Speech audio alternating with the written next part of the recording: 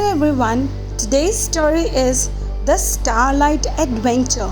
Author Parinita Shetty, illustrators Isha Mangalmurthy, Upamanyu Bhattacharya, publisher Pratham Books. A level 3 story. Naina and Madhav couldn't agree on what the moon was made of. It's an egg laid by an alien, said Naina. It's a ball made of cheese, said Madhav. So they decided to find out. But we better get back in time for dinner, Madhav said. We don't want to find out what Ai's anger is made of. It took them exactly 11 minutes to get lost.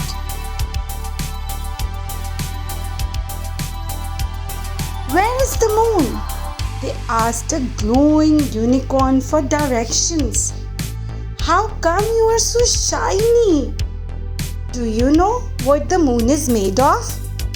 What are you made of? So the questions still remain unanswered. The unicorn didn't have time for their questions. Chomp, crunch, gulp. If I stop eating, I'll never turn into a gorgeous rhinoceros, she said.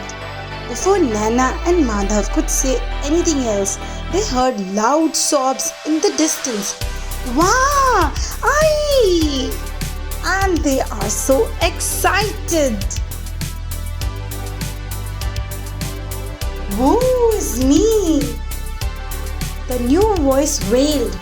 Will I be trapped in here forever? Stop moaning, growled another voice. It sounds like somebody needs our help, said Naina. We can be heroes of the sky, said Madhav. Look out for the swan, warned the unicorn, before going back to her food. Naina and Madhav found a surprising sight. An angry queen was guarding a locked tower. A weeping dragon peeked through the window. Why have you kidnapped a dragon? Naina asked the queen. Because he is a no-good thief, the queen snapped. He stole my hair while I was sleeping and now he won't give it back. So that was the reason she kidnapped a dragon. I can't get it back, the dragon cried. It's too dangerous. Naina's eyes lit up. Where there is danger, there is adventure. And every adventure needs a brave hero, said Madhav. Heroes, you mean, said Naina. We will rescue your hair. The dragon agreed to tell them where the hair was, but he refused to go near it. A giant fire-breathing dragon is afraid of a harmless swan. Naina shook her head.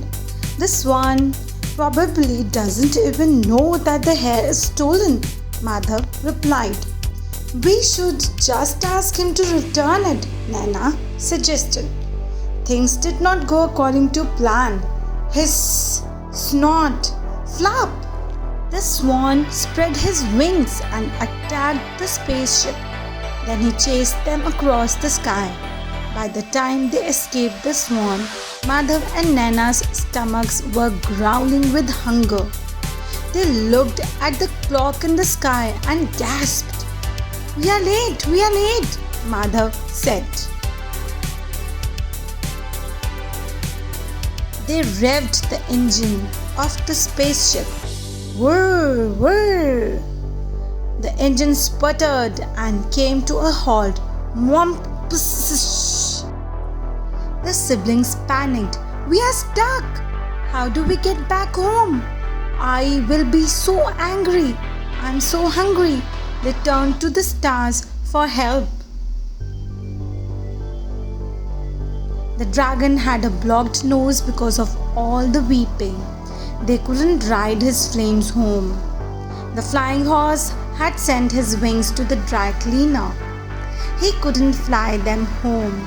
The strongest man in space had fractured his arm. He couldn't throw them home. We are doomed. But the dragon had an idea. Now, what could that idea be? Let's figure out. The two children climbed aboard an arrow. The centaur took careful aim and shot them right to their front door. We never did find out what the moon is made of, said Madhav. Who cares about that? I want to know what stars are made of, said Nana, her eyes full of another adventure. Shapes in the sky. A constellation is a group of stars which forms an imaginary pattern when you look at the sky.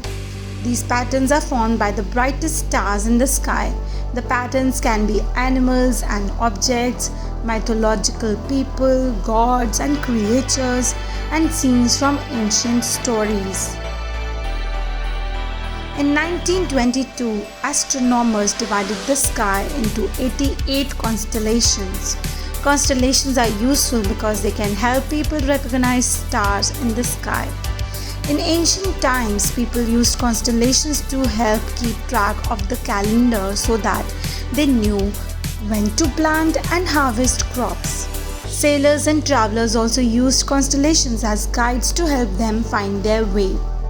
If you are looking for constellations and can't find the images described in this book, don't worry. The stars don't look exactly like the image you are expecting to see. You might need a star map to spot the stars in the constellations. Thank you, children. I hope you liked this story.